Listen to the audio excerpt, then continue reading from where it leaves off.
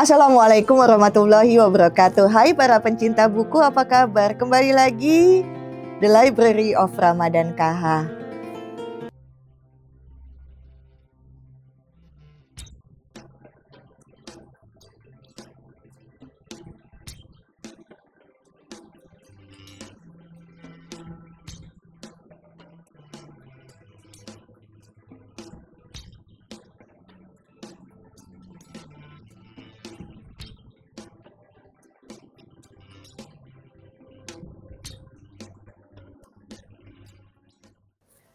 Udah waktunya ya, saya mengangkat buku tentang Ramadan KH. Ini menarik karena Ramadan KH dikenal selalu menulis tentang biografi seseorang. Tapi setahu saya, selama saya menjadi menantunya, saya tidak melihat orang mau menulis biografi tentang Ramadan KH. Ini baru buku ini yang saya pegang. Itu 3/4 abad, artinya 75 tahun. Ketika usia 75 tahun, bayangkan, Ramadan KH meninggal di umur 79. Pas, meninggal di hari ulang tahunnya.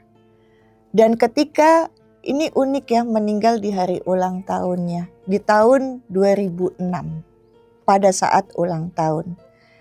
Dan ketika buku ini ada, artinya 4 tahun, 75 ke 79. Iya, 4 tahun. 4 tahun kemudian Ramadan meninggal.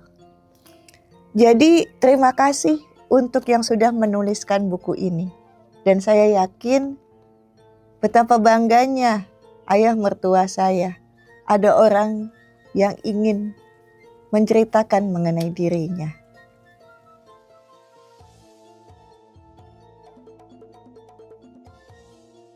Manusia Sunda yang merdeka. Ramadan KH yang saya kenal adalah sesosok manusia yang sederhana, familiar, terbuka, dan berpandangan jauh. Ia seorang wartawan dan sastrawan sekaligus. Karya-karyanya antara lain Royan Revolusi, Ladang Perminus, dan masih banyak lagi. Belakangan ia menyusun biografi Soeharto. Soeharto, pikiran, ucapan, dan tindakan saya. Pergaulannya tidak terikat oleh pandangan hidupnya, oleh jabatan dan status sosialnya.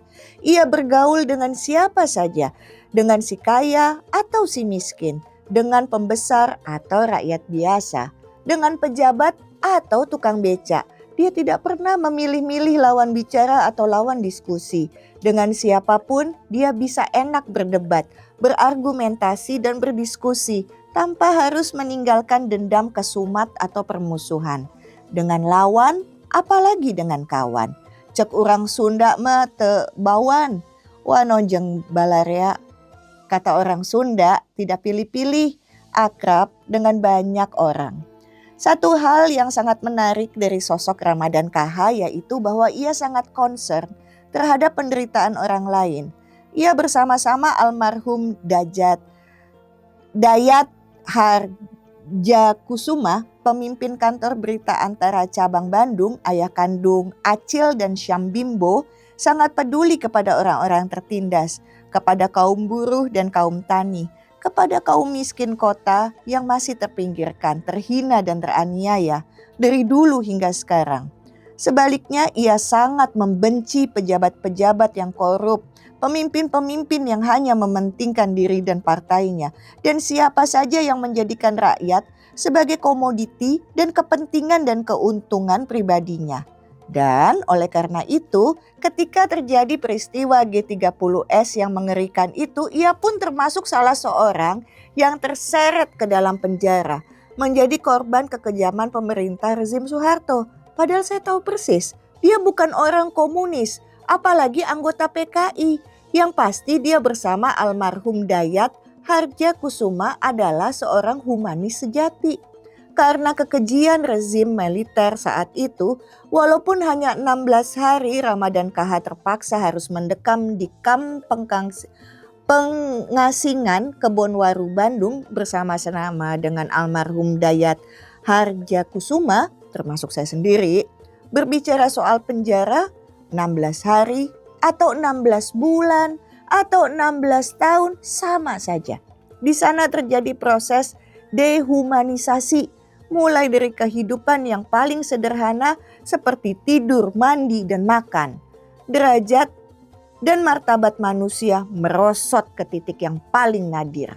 Tak ubahnya seperti segerombolan ternak yang bisa diperlakukan sekehendak hati penguasa.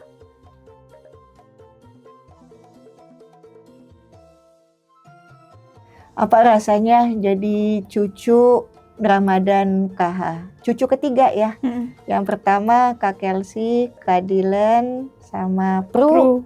Kemudian cucu keempat Charlotte, dan cucu bungsunya adalah Mike. Maka sebagai cucu ketiga, apa yang dirasa, karena kan memorinya nggak banyak ya?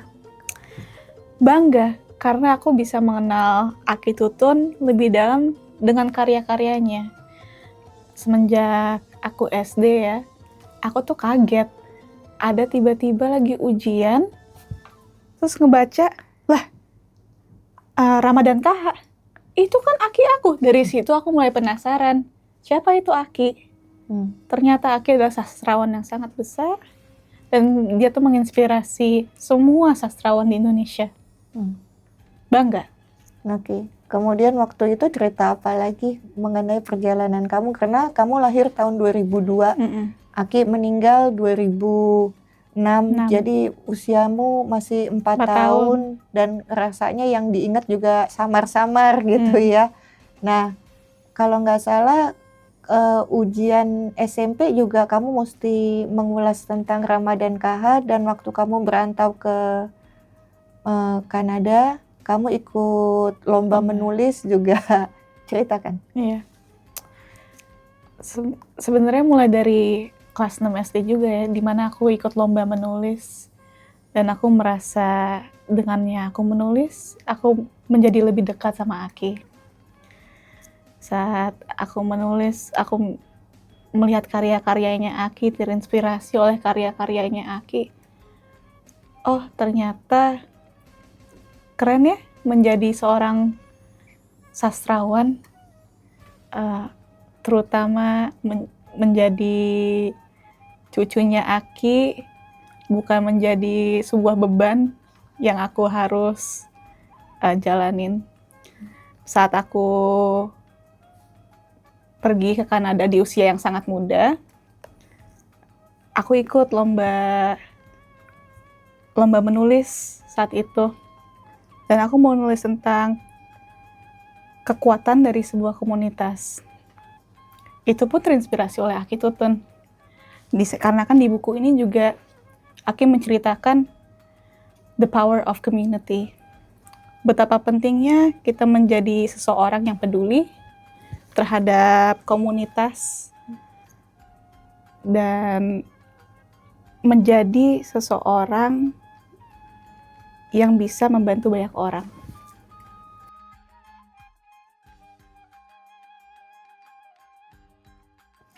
Sekarang aku mau bacakan salah satu karyanya Aki ya. Puisi tentang risau di rumah sakit Cikini untuk Dr. Sinaga. Setelah kalimat di pintu kamar bedah, dengan bantuan yang maha kuasa telah diselamatkan satu jiwa. Campurlah diriku dari dua jenis kutub, risau dan harapan. Aku batu karang yang perlahan mengambang, semula di dasar sumur yang paling dalam. Apa yang Anda perlukan lagi? Gantungan harapanku? Katakanlah, agar gerombolan kelelawar selengkung langit cepat enyah. Sitting Chewings diam lenyap, dan fajar segera membuka tirai kegelapan yang menghantu. Oh kapal yang selalu oleng, menyebabkan aku sekompoyang dan lenggan. Salahku jua, mengapa tak pernah aku singgah di pulau pasrah. Seandainya bundaku masih ada, yang selalu mengajarkan ilmu itu padaku. Tentulah ia yang akan jadi sandaranku di saat-saat yang demikian goncang. Sekalipun ia tentu sudah keriput dan tak tahan angin tipis sekalipun. Tapi pastilah ia yang akan jadi tempat berpeluk.